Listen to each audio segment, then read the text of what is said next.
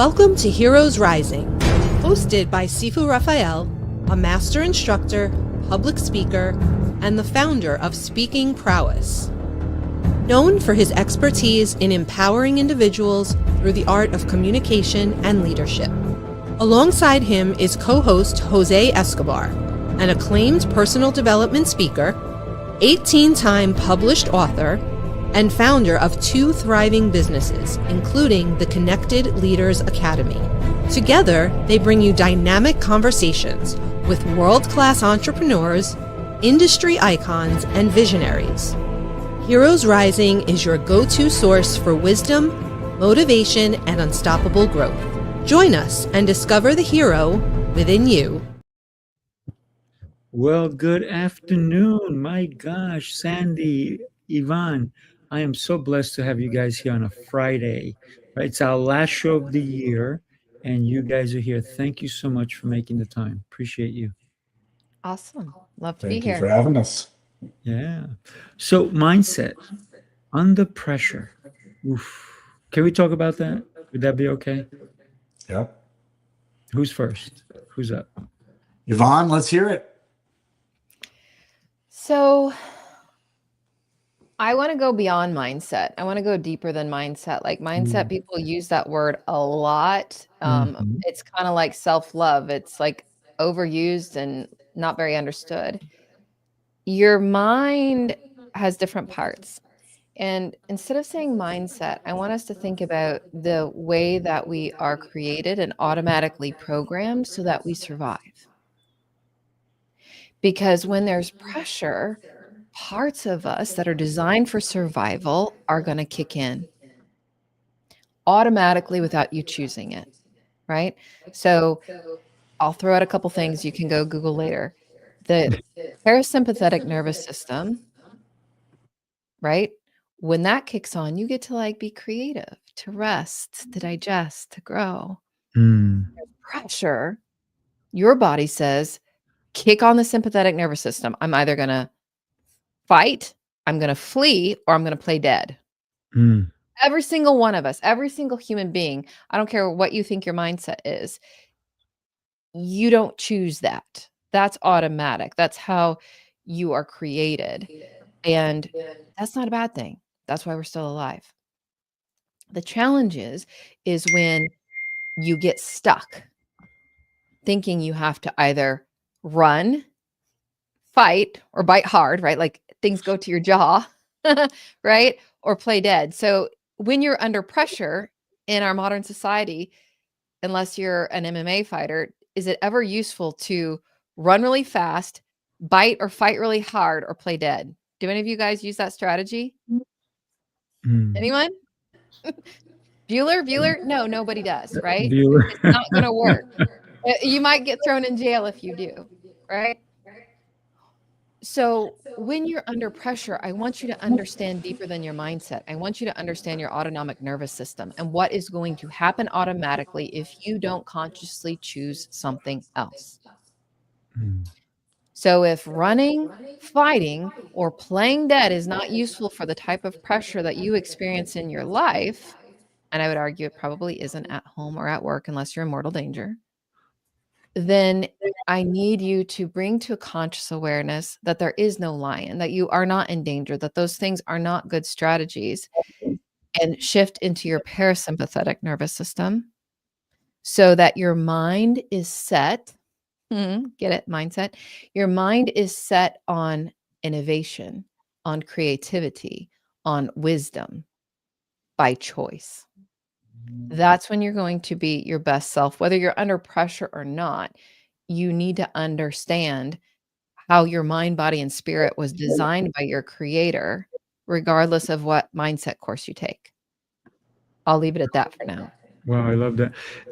Sandy, if you could do me a favor, go into the settings and edit your mic settings because there's reverb coming back, and just click on echo cancellation. I'd appreciate that. Welcome, Jose. Jose was in. Jose is, and he said it 1,000 times. I'm just going to say it for him. He's a bullet train. So he comes in, he shares his knowledge, and then he's on to the next one. But I'm so happy that you're here with us now, Jose.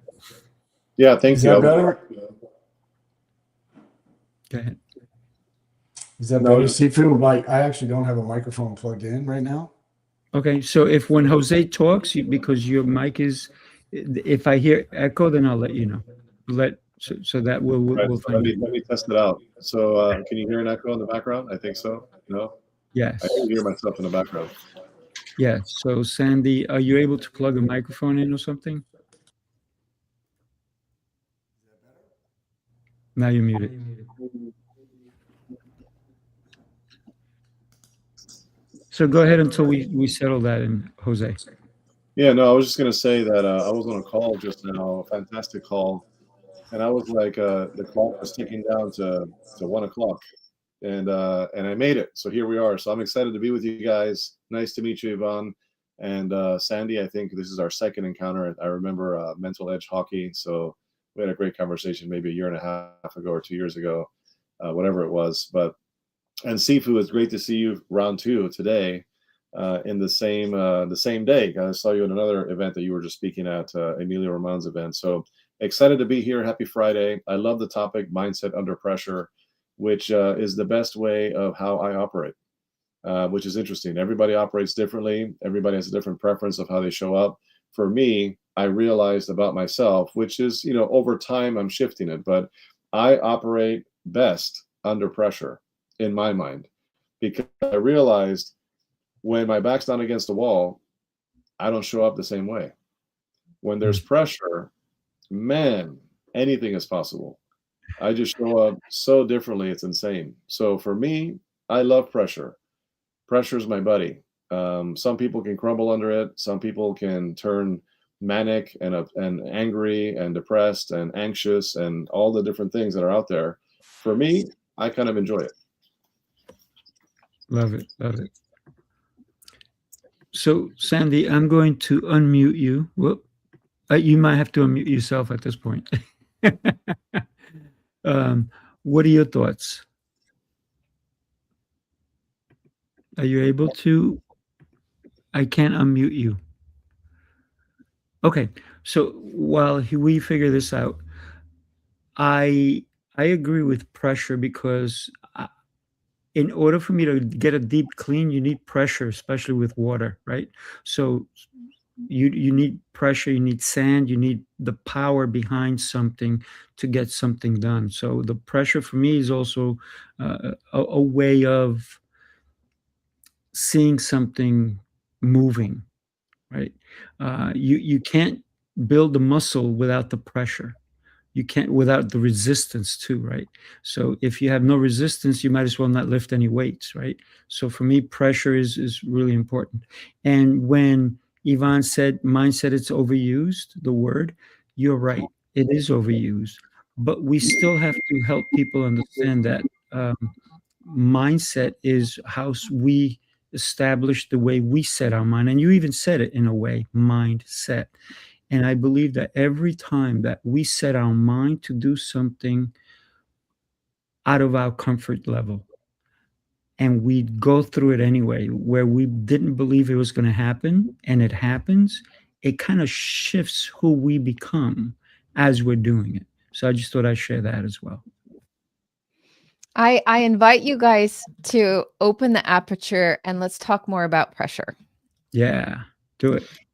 So different people define pressure in different ways. And this isn't the first time I've heard from entrepreneurs that they feel like they're their best under pressure. They feel like it's an entrepreneurial edge. What pressure does is it creates endorphins and it creates dopamine as you're going through it, and we need those things to motivate us. If we didn't have endorphins and if we didn't have dopamine, we wouldn't care about eating, we wouldn't care about procreating, we wouldn't care about all those things. So those things are good. What I would invite you to think about is, can you motivate yourself in a way that's loving to you? When you are under pressure, the pressure, the way that I'm thinking about it, right? Like the fight or flight, like that's when you think like, oh, I'm really moving, because that's when your adrenaline is moving. Your body creates low grade inflammation or high grade inflammation. And pressure and constantly being in that state of fight or flight in order to be like motivated and driven can actually cause dis-ease and disease. It can increase your cortisol. And although those things are good when you are in danger, human beings nor any animal is meant to stay in that constant state. It wears you down over time. So like think about a zebra, right? Like think about an open Sahara and they're grazing and they're just enjoying their life, right? And then a lion comes up and they go from grazing, maybe even procreating, we'll try and keep it PG here, to like running as fast as they can, right? Because the lion is there and they know that they perceive in their body that there's danger, like their life is in danger. I have this video, I'd love to share it with you, from Natural Geographic. Once the lion catches one of the herd, or whatever they call a zebra group, I'm going to call it a herd for now. Might be a different weird name that I can't remember from grade school. The other zebras stop running. And not only do they stop running, they're actually looking at the lion eating one of their herd. And you're like, oh my God, like if that was us, we'd be running for days. Human beings, we have something called imagination that animals don't. So we can imagine the future. We can worry about the past. We can be in other places than the present. Mm. The challenge with using pressure as your strategic advantage or your edge is that it can deteriorate your system if you stay stuck in it. If you can't turn it off like the zebra turns it off, right? Then you stay stuck in it. And then you're operating from a place of survival versus a place of thriving. And when you're in survival, you are thinking about things, what's called convergent thinking. So if you look at a pyramid, if you're watching, if you're not watching, I'm holding my hands up. I'm doing a TP, right? And at the top of the TP comes together. And that's convergent thinking, because when you are in danger, when you're under stress, you can only think of like, how do I survive? You don't have time to be creative and innovative and relax and think and connect and converse. You got to save yourself.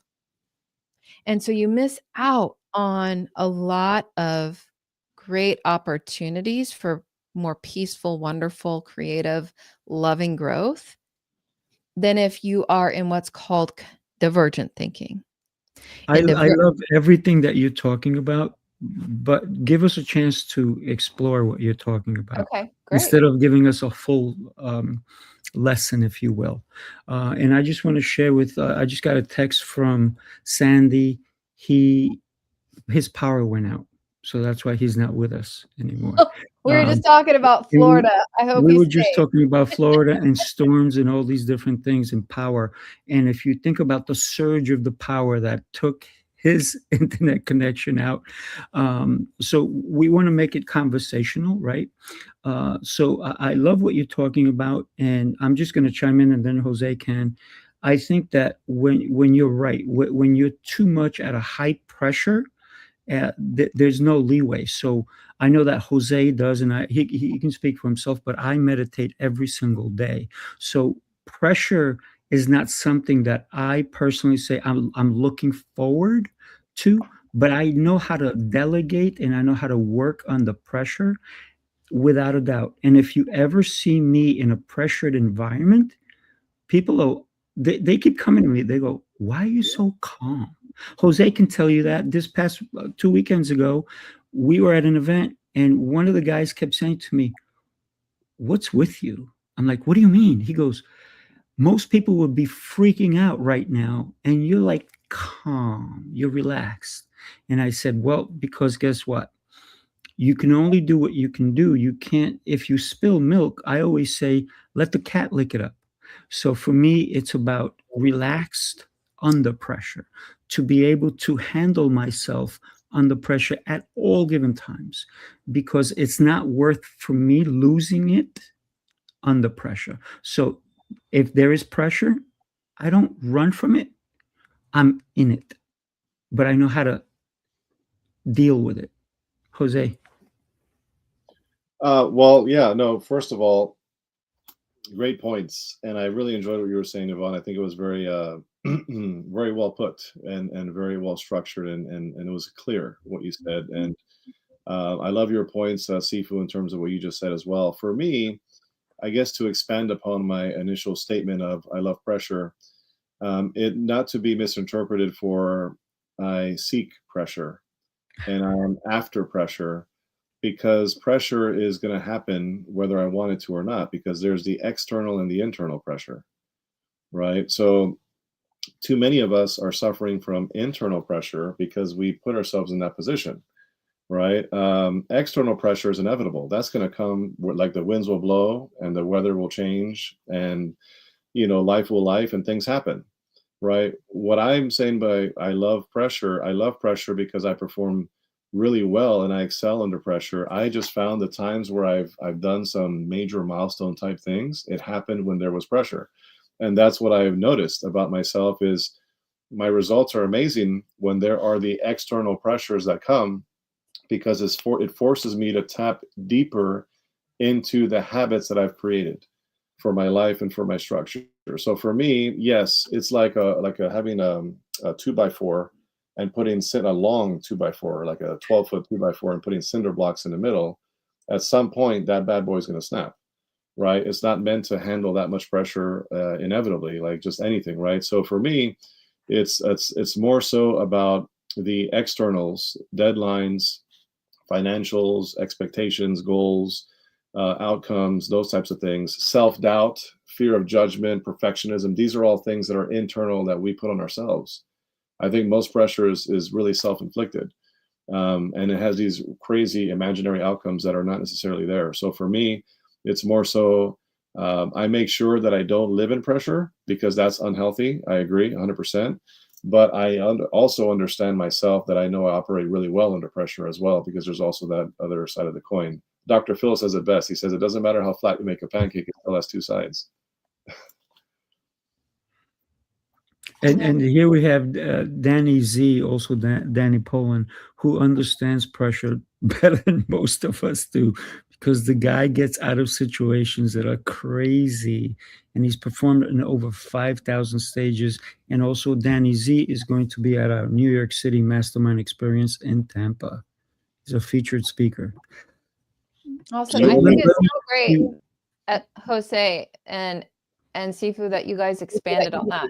I think there's like a bit of feedback, but I have a mic, so I'm not quite sure what that's about.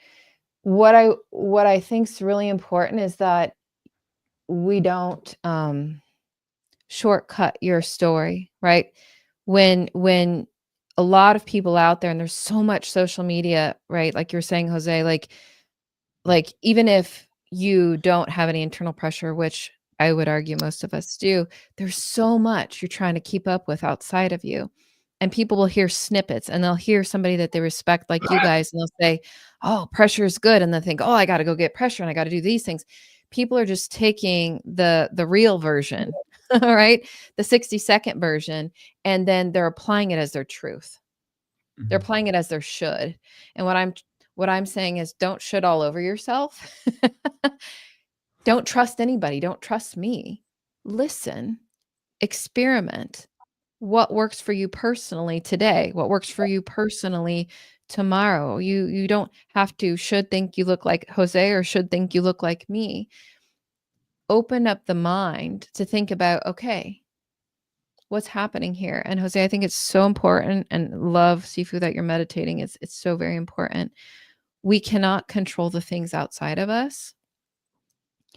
With mastery, and if we want to use the word mastery of mindset, you actually can shape that internal pressure and you can reduce it, right? So that the things that you can't control outside of you don't dictate or impact the pressure gauge inside of you. And that's the beautiful part you guys began to share, that I think is where there's a lot of opportunity for people to practice, right? Because when the pressure goes up on the outside, they don't even understand why that pressure is going up on the inside, nor how can they bring it back down.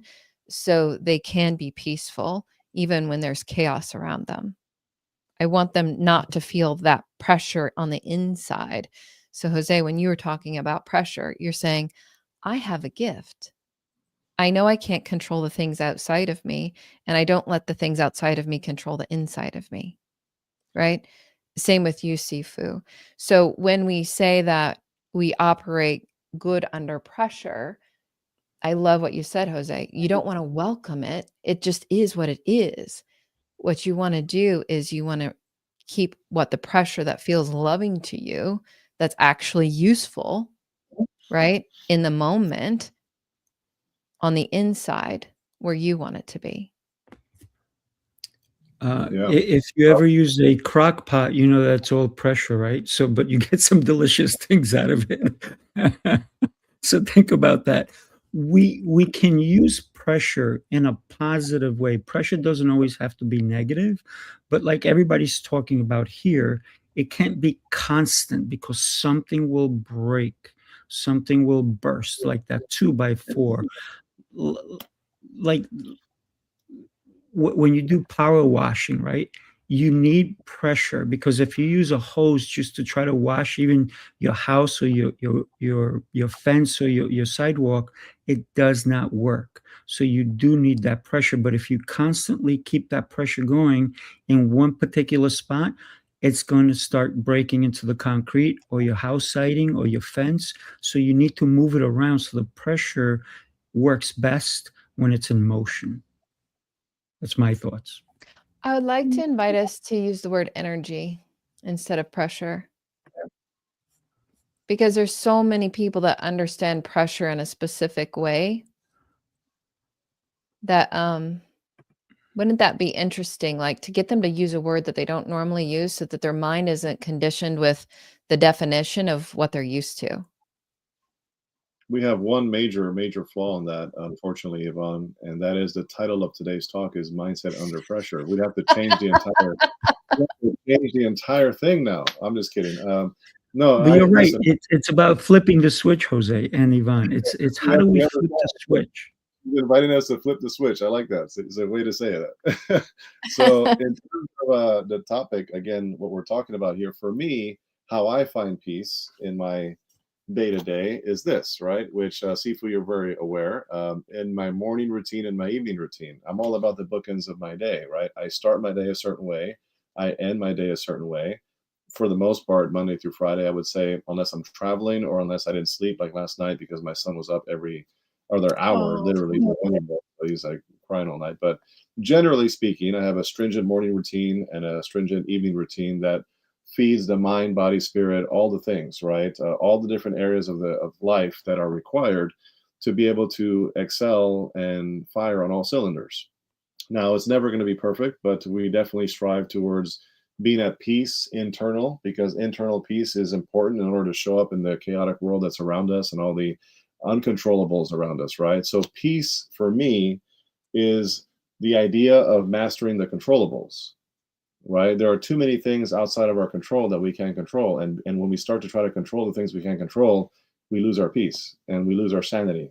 And then we start to go into down this slippery slope of automatic negative thoughts and poor behaviors and reverting back to old habits and you name it, right? So for me, important questions to consider. What can I control right now? So in the situation where I am right now, what can I control? What is in my control? What is not in my control? What can wait? What does it have to happen right now? Right? Because we always think that everything has to be now. Does this have to be right now? Can it wait? Right? And am I making this situation bigger than it needs to be? Am I blowing it out of proportion? Everything has a proportion to it. Is it really this big and I'm making it this big?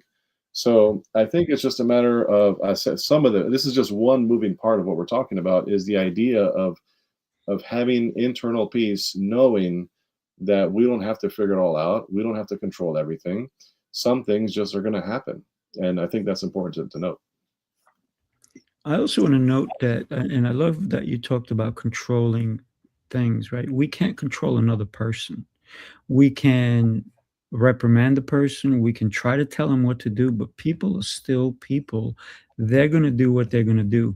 Try to tell a child to sit still. Try it. Jose, try telling your kids to sit still. They will for a little bit, but it's not going to last. So it's about the most important person we need to control is us, right? So it's when we flip the switch on the pressure, when we flip the switch on anything we're doing, is what are we using to flip that switch? How do we control us to be able to go from somebody yelling at us to being calm? How do we go from somebody reprimanding us to saying, hey, you know what? I have to own it. They're right. So it's all about flipping a switch. And we all have that internal switch that we need to learn to flip at the right time, right? If we're going to live life the way we're supposed to live life, we need to understand every situation is different and we can not always handle it the same way we did yesterday. So this is why every day I say I'm getting better every day, because I intentionally need to do so. I want to be better than I was yesterday. So I flip the switch every morning. How can I change to be a better person, to be a better father, a better partner, a better educator? So every day I flip that switch.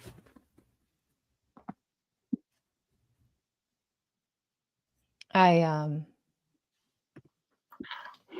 big on words these days. So as a recovering control freak, right? And a recovering perfectionist, we're talking about peace. And I love that you guys are honing in on, like, how do you keep your peace? I think that's a question for all your listeners to think about, like, what feels peaceful to me? What feels loving to me? What I would also invite us to do is to understand that we actually can't control anything. That's not true. I'm going to say we can control our actions. We can be the leader of our Of actions. ourselves. I would invite you not to try and control yourself. I can't help it. When you try and control yourself, you begin to contain yourself, or you begin to should all over yourself. It's a mind thing. It's the word. Control means I need to restrict, right? I don't want Sifu to be restricted. I don't want Jose to stop his flow, right? I want us to think of energy again and think of a river, and think of yourself as the river. I don't want to dam you up. I don't want to control you. I want you to feel in flow, naturally, effortlessly, powerfully. And sometimes you flow fast and sometimes you flow slow. But you don't have to control yourself. I want you to connect to yourself. So if we go to energy and you're talking about how do you flip that switch? If you're listening and you're like, these are all just words, how do I make this real today? Think of Einstein's equation, energy equals mc squared. I changed a little bit. To get the energy that you want, to be in that flow that you want, to be in your peaceful power, mindful thinking, raise the power of compassion and curiosity. So compassion, knowing that mind of yours, the one that goes on automatic pilot, unless you've done a lot of discovery and upgrade, is probably about 7 to 10 years old. And if somebody's pissing you off, it's not about you. It's the 7 to 10-year-old in them automatically operating in some way based upon what it's perceiving around it. So have compassion for yourself when there's storms outside of you or inside of you, and see yourself as that young child, and then get curious. Like you were saying earlier, Jose, what are my patterns? Why did I used to go into those? How do I stay in ones that are loving to me? Why is this triggering me? Why does this bother me? I don't want you to control yourself. I want you to connect and understand yourself so that you can flow in your peaceful power. So again, I'm hung up on words today, but I think that words have meaning, because guess what? That mind of yours only knows the words you give it and the images you make it. I'm gonna jump on that and say that I control my mind, or I control myself through flow, because I'm on a mission to help as many people as I possibly can. Number one is me. And so if I can control my morning, just like Jose did in his book, right? He does it beautifully, and he controls his evening. But there's things that come in the way that will affect it, like his son waking up every hour. So we can do our best to control it, but I say control it with flow. So we don't always have to agree in the words that we use, but in the mindset for ourselves. No one can control my mind. No one. But I can't even control my own thoughts. They're going to pop into my head, but I can control which ones I allow to speak to me. So when you talk about energy, I want to share something with everybody. Take a look at this and this. Tell me if this doesn't bring up some energy for you. Let me grab that 1 second and take a look. The city never sleeps, and neither do the dreamers who build its pulse. From every corner of the globe they come. Visionaries, creators, leaders, each carrying a spark ready to ignite the world. This is not an event, it's a revolution of rhythm and reason. A symphony of minds, a movement of momentum. Seafood Rafael, Lancelot, Jose Escobar. Together they set the stage for brilliance. This is the NYC experience. Mastermind, light up the city. They coming from the east, coming from the west. Knowledge on deck, put the truth to the test. Leaders in motion, hearts in sync, dropping wisdom so deep it'll make you think. They bring stories, sweat and flame, different faces, one shared name. Elevation, that's the sound. NYC experience mastermind, where purpose is found. I got to tell you, that has energy for me every time I hear it. Every single time. It's a song that never gets old with me because we're bringing that energy that you're talking about, Yvonne. Jose, what's the energy like for New York City Mastermind Experience? Well, there's all kinds of energy. Some are up here, some are down here, some are positive, some are negative, some are crooked, jagged edges, some are straight lines. I think it depends on the room you're in and the people you're around. I can tell you there is nothing like the NYC experience energy. It's amazing leaders, entrepreneurs coming together to share, to add value to each other, to know the disposition to create global impact. When you're around people like that, the energy magnifies. Every individual energy in the room just turns into this big, like, aura. Like anybody, like, I don't know if you noticed, but people were leaning into what we were doing in NYC by the Rockefeller Center. Like, what are you guys doing? What is going on here? Because the energy was unreal, right? So I think that's really cool. I love being around positive people, impact players, titans of industry, people that are going places and having a positive outlook on life. Because again, the books you read, right? The environments that you're in, the people that you hang around, where you spend your money, where we are 5 years from now is contingent upon a lot of those things. Absolutely. But since we're talking about going back to what we were talking about right before we went to that commercial break, if that's even a commercial, just kidding. I would say that as we were talking about flipping the switch, right? I think a lot of the flipping the switch pieces, right, is I guess part of my secret sauce. Shout out to Dr. Albert T. Reed. Part of my secret sauce of flipping a switch in my mind is the language that I use, right? The inner voice of what we say to ourselves.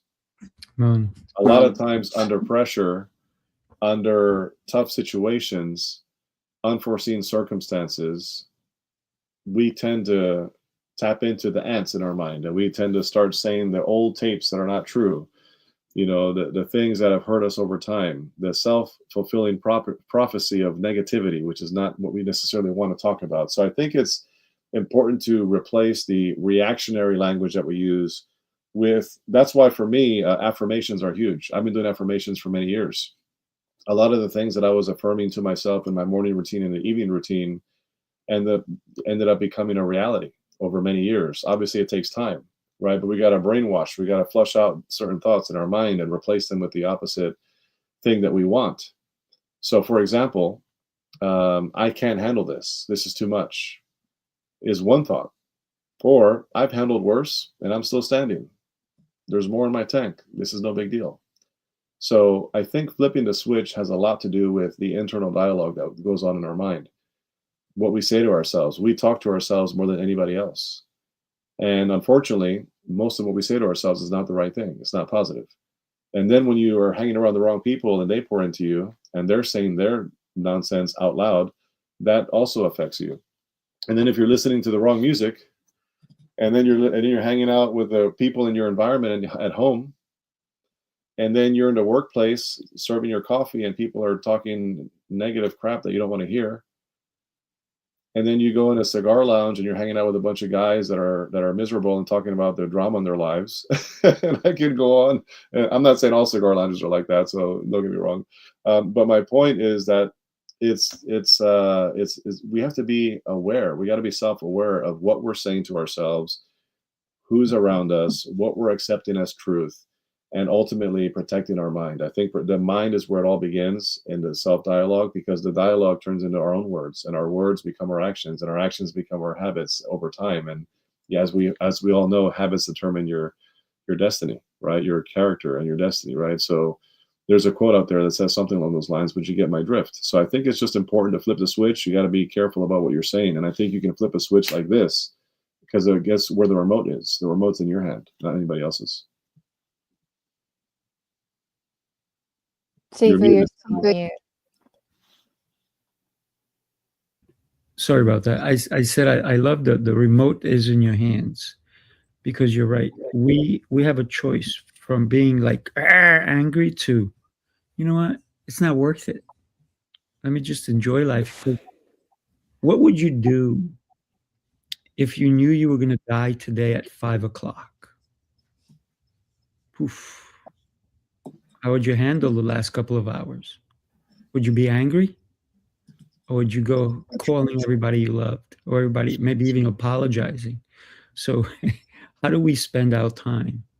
Do we spend it in anger, or do we spend it in peace and thinking about every minute counts? I love that show, The Bear, where it's a chef show, and they have it big on their kitchen, and it says every second counts. But it's not just when you're cooking food, it's your life, because whether you know it or not, we're being cooked, right? We're being cooked. So sometimes we have to raise the temperature, sometimes we have to simmer.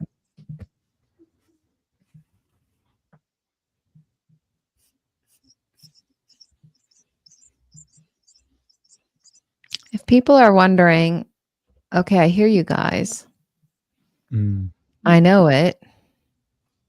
I can't make the change. I can't make it happen. Well, first, there's that C word, right? I want you to give yourself compassion and to know that it's the Seafood he wasn't born this way. Jose he didn't automatically happen all of a sudden just like this. It's like Sifu said, it's through that cooking, if you want to call it, process. It's the becoming, it's the unfolding, it's the practice. So if you're not quite there yet, it's okay. Just one of the things that can help you stay out of that fight or flight so that your internal gauge doesn't go up when the external gauge is going up is your breath. Your breath is what helps calm your vagus nerve, and your vagus nerve is what is the switch for your sympathetic versus your parasympathetic in your autonomic nervous system. So if you exhale for just slightly longer than you inhale, or if you hum, not singing, vibrating, just it activates your vagus nerve so that you for a minute can find that peace, come out of that automatic switch, right? Physically get switched back to where you can then choose. How do you stay in your flow? How do you stay in your peace? And you guys are all into business, right? So check the deal. Check the real deal. Your subconscious mind believes that you being not peaceful on the inside is useful. It's better than the alternative it thinks. Check the real deal. When you are stressed and feeling anxious under pressure, does that make you smarter? Does that make you more collaborative? If it doesn't, if it's not useful to you, then you're smart. You know that you can choose something else. So use the one tool that your creator gave you that's also automatic, and that's your breath, to flip the switch so that your body can come down, so that that mindset that you want, that we're talking about, can turn on. And just practice. So with that saying, I'm going to flip another switch, and I want you to take a look at this here. Take a look.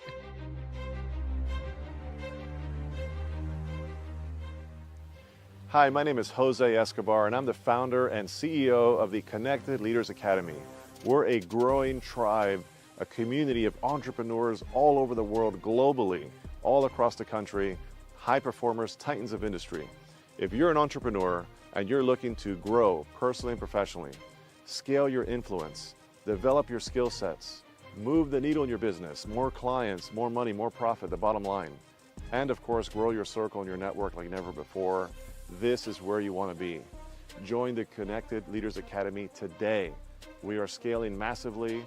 We want to welcome you in. Check me out on Instagram and on Facebook, the @ JAESCO25. We look forward to having you join us. Take care. I got to tell you, the Connected Leaders Academy is such a game changer. It has been for me. I've made so many collaborations, met so many incredible people from all over the world. So yes, Jose, join Jose. He's got a great, great program called the Connected Leaders Academy. And it's, if you haven't joined, my question to you is why? Just why? There you go. I'm leaving that. Sifu, I'm going to piggyback off that for 10 seconds and then change the subject. Two things I want to say to that. Number one, I remember like it was yesterday when I first pitched to you joining the CLA. You were like, I don't know if I need that. I don't know. You're like, I'm already well connected. I'm not so sure. And then you joined, and here we are. Now you're a testimonial, and I love it, right? I'm just going to rub that in every single time. I'm just kidding. But on another note, I will say if anybody's out there and you have a business and you want to get on more podcasts, more stages, speaking engagements, referral partners, collaborations, joint ventures, more clients, more revenue, lifelong friends in business, reach out to me. Check out connectedleadersacademy.com. It's that simple, and you can schedule a call. We can talk about it. It may or may not be a good fit, but there's that. So going back to what we were talking about, right? I'd like to kind of take it in a slightly different direction, yet kind of on the same topic here, of course. And that is the idea of compromise, right? As we're navigating these waters of difficulty and maintaining peace and the pressure piece we talked about earlier and all the things that we were talking about, right? I think that the hard times that we deal with are what actually tests our values way before it tests our skills. Have you guys noticed that? Our values come into play because at that point it could be like, okay, should I quit? Should I compromise my values? Should I take a shortcut? It tends to go towards that first before it goes to like, what skill sets do I have to overcome this and to see it through and to make it happen?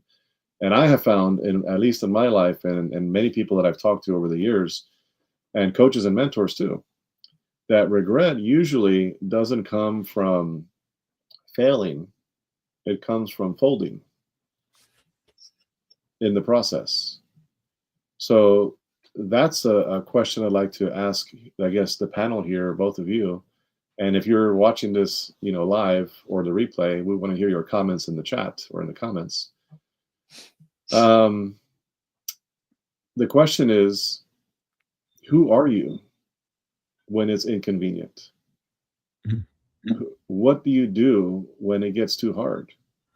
Do we fold? Are we willing to fail and keep pressing forward without compromising our values? What does that look like, and how do you kind of analyze that? So I guess Yvonne, we'll start with you and then go to Sifu. It's interesting and kind of serendipitous that you bring this up. So I'm working with I have a tribe too. It's called Limitless Use, my company, and we get together. And I love that you're talking about core values. If you ask somebody what their core values are, even if they could answer you quickly, they're quite often ones that are conditioned. They're ones that have been given to them, either by their family or their culture or their religious belief or what have you. And they might not be bad, but they have been conditioned. And so what we've been working on, and I invite listeners to do the same, is to look at what are your core values. And then ask yourself, why do they matter? And if you find, and I love that you said this earlier, Jose, if you find that there's fear, judgment, self-pity or doubt or any kind of shoulding at all in the why your core value matters, I invite you to go deeper. Because when it is inconvenient, how people first behave is based upon their conditioning. Even if core values are engaged, it's based upon what they've conditioned to believe that core value means that they should or should not do. There's this moralistic thinking. And what I would invite you, I'm not saying that it's right or wrong. I'm just saying it might not be completely aligned to your authentic soul. And your authentic soul is going to be your best. And so look at those core values and ask yourself, why is that my core value? Where did it come from? Why does it matter to me? And then see what that says. And you might need to then say, well, why does that matter to me? And if anything is coming from a judgmental energy, from a fear energy, know that perhaps there's an opportunity to refine your core values so that it's clearer and that you're tapping into the core power of who you are when it really matters. Yes, absolutely. I love that. And for me, when you ask the question, Jose, who am I? I'm a son of God. I'm a person who believes what I believe, whether you wake me up at 2 a.m, middle of the afternoon, you question me, I am the same person every minute of the day. I don't change. I'm not a people pleaser. And I think people who are people pleasers don't have core values because their core values keep changing with whom they're pleasing. That's not me. That will never be me. I need to first take care of me so that I can help more people. So wherever I am, that's who I am. That's who's with me. And Jose, earlier you talked about that we talk to ourselves so often, and we should talk to ourselves, and we should have a communication with ourselves in a deep, deep level. And that's where your meditation comes in. That's where your prayer comes in. That's where your reading comes in. So you can keep expanding who you are as a person. So my core values stem from my beliefs that come from a child who has never learned how to quit, and I will never, ever quit. And Gabby, when you said you're not ready to die, thank you for that, because neither am I. But can we face death with saying, I've lived the life I was meant to live? I can. And if I was to die today, I would be very peaceful. I don't want to die today, but so therefore I keep building my core values on the habits that I have and I've implemented into my lifestyle day in, day out. The first thing I do when I wake up in the morning, and it doesn't matter the time, a lot of times it's at 3:19 a.m. And the first thing I do is I go into prayer and I thank God for the gifts He's given me. And then I ask for permission to allow the gifts that I have been that I have earned or have been given to me to be shared. And that's my core values. It's not always about me. It starts with me, but it's always about how can I help? And that's why my mission is to help as many people as I possibly can. And if you look back at my whole life, you will see that I've been doing that from a young child. Every chance I've gotten, I've looked at how can I help somebody. And so that's who I am, Jose. And I know you know that. Yeah, no, absolutely. Love that response. Very thorough and diligent. In terms of going back to a thought, I guess where we started when I got on the call, I think I got on like 2 minutes late, but we were talking about the idea of the badge of honor, that a lot of entrepreneurs and leaders, busy professionals, we all have this like badge of honor of like busyness is a good thing. When somebody says, "How are you?" "Oh, I'm busy." And it's like, you know how great that is. I'm so busy. I'm busier than you, which means I'm probably more successful than you because I'm busier than you are, right? It's almost like that's what they're saying without saying it, right? And I can't tell you, out of like maybe 10 people I talk to, 7 will say, "Oh, busy, busy, busy." First thing that comes out of their mouth, just very busy. I'm like, okay, well, busy is busy, productive is productive. There's different categories there, right? And productivity doesn't have to mean time spent in something. It could mean systems and structure and SOPs and habits and delegation and you name it, right? Buying back your time, Dan Martell, right? So it doesn't have to mean busy all the time per se. So, and we were talking the same thing with the whole idea of pressure. Like I work best under pressure. Like it does. So, and you were saying that, Yvonne, that's not necessarily a healthy thing. Is to feel like you're performing best under pressure. So going back to that original topic of what we were talking about earlier, I think it's just an interesting idea to note that the endless grind, which is what I have found myself in for the last 4 years, is nice in a way where I've gotten results from it. And in the first 2 years, it was about the endless grind. I'm always grinding, grinding, grinding. And then I realized in the last 2 years, because I've only been in business for 4 years, I have an extensive corporate background, but in business, 4 years, has been more about strategic recovery. So, Yvonne, I completely agree on a lot of what you said when it comes to making sure that we're recalibrating, right? And we're making sure that we are where we need to be on an emotional, spiritual, physical level, and many other levels, right? And I consider myself to be a high performer, which is my book about high performance here, is that high performance and high performers schedule recovery time. Right, just like we schedule meetings and those types of things, we schedule white space to fill ourselves back up. That's why I have a morning routine and an evening routine, because before I pour into anybody, I pour into me first, right? I pour into myself spiritually, intellectually, physically, all of the E's out there, right? I do that first, because you can't pour out of an empty cup. You can't give what you don't have. So I got to make sure that, self-care, self-love, I got to pour into me first and recalibrate and put it on the calendar. And I have 3 gaps of white space throughout my day, Monday through Friday at least.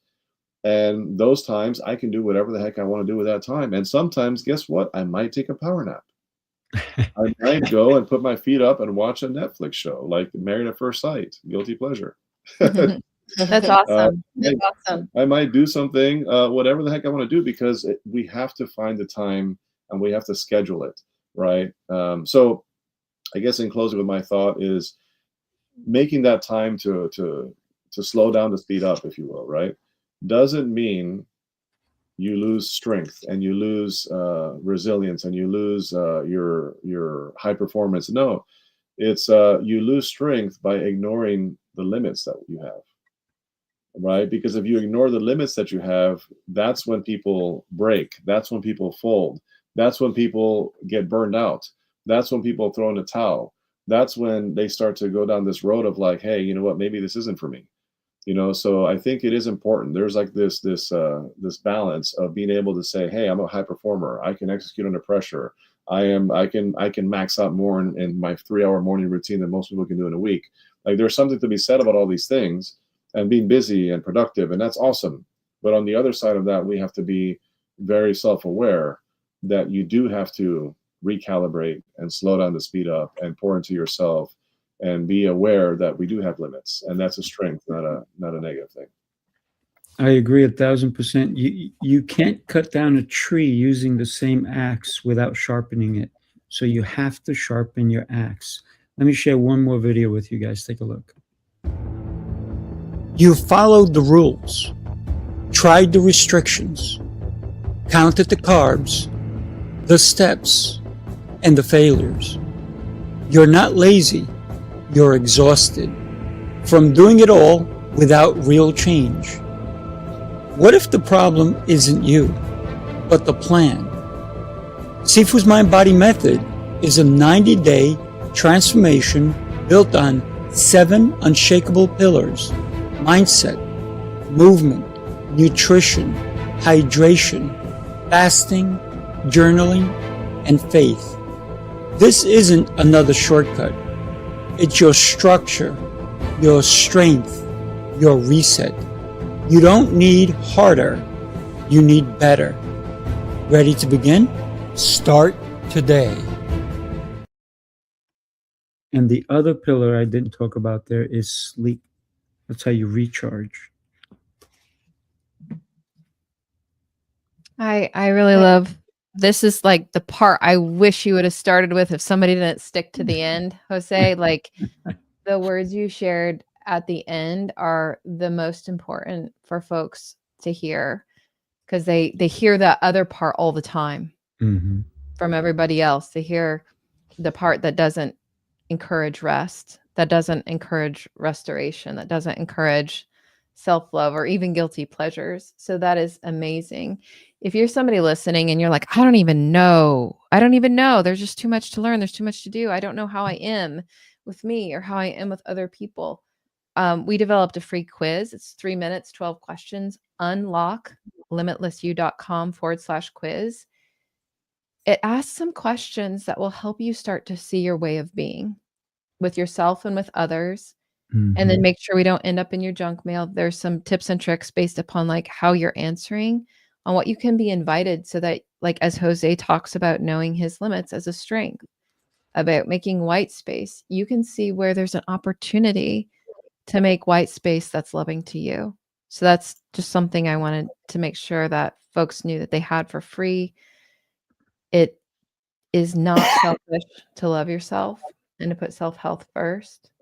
It's actually selfish not to, because then you're not giving your best self. So I hope that today has inspired you to think about what is loving to me, so that I can be my best self. And like Jose, like you said, I can fill my cup and then I give from my overflow, which is a lot better than giving from something that's close to empty. It's very interesting that you came up. I was about to say, Yvonne, tell us what somebody can expect. So your website is going across the bottom. That's actually the one that somebody can have a call with you. Tell us about that in 30 seconds. Well, sure. So a lot of people think they have to do it on their own, or they just like are looking at books and they're looking at all the websites, and then they feel overwhelmed, and then they feel like they're not enough because nobody can possibly do everything. So I invite people to take the self-love quiz to see like where perhaps their subconscious mind has been limiting them. And then they can set up a free discovery call where I can just open the aperture, shine a little bit more light on perhaps where there's opportunities for you to unlock your limitless self. So your capabilities, your passion, so that you have greater joy and success, whatever that actually looks like to you in your life. Love it. Love it.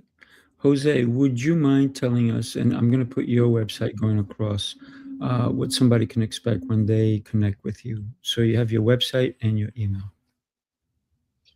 Yeah, so connectedleadersacademy.com has a very brief 7 to 8 minute video in terms of what our community is about. Again, we're a global tribe of some of the most successful entrepreneurs from all over. When I say all over, I mean 574 members. We are in all 50 states across the entire US, and we're in 36 international countries, growing every day to the tune of 1 new member per day. And get this, it is 90% referral based. You know what that means? That means the people that are referring me to other people are getting 2 things that anybody pays for: value and ROI. So if you have a business and you're looking to grow and scale to another level and do some cool things in some cool ways, with some amazing people, then check out my website, schedule a virtual coffee with me, and we'll see what comes of it. Love it. Love it. And I'm Sifu Raphael. What can I say? I just love helping. One of the things, as a professional speaker, and Jose is a professional speaker as well, if you want to get us on your stages, reach out. We will come and inspire your audiences, not just with selling, because we don't sell from the stage, we impact. And that's why I'm connected with Jose. That's why I'm part of Connected Leaders Academy. And our next event is happening in Tampa. So reach out, sifuraphael.com. And I got to tell you, if we're not in your city, watch out, because we're coming to your city and we may be inspiring people in your local neighborhoods. Because for us, it's the impact that we make on a daily basis through all that we do. So thank you, everybody. I want to wish everybody an incredible rest of your Friday. This is our last show for the year, Jose. Can you believe it? We're wrapping it up. Incredible times. Next year, 2026, I got to tell you, it's going to be an even year. It's going to be even better than this one. Everybody, get ready. The rocket train is coming. Take care, everybody. Bye-bye. Bye-bye.